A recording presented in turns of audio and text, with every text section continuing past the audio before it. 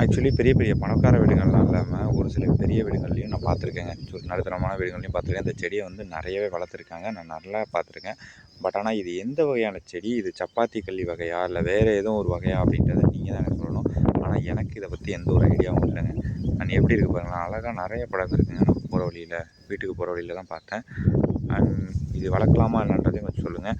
And இது எதுக்காக use ஆகும் அப்படின்றது நமக்கு தெரில. பட் ஆனால் பார்க்குறதுக்கு அது பேர் என்ன, சோத்து காத்தால ப்ளஸ் சப்பாத்தி கல்லி 2மே சேர்ந்த மாதிரி இருக்குங்க.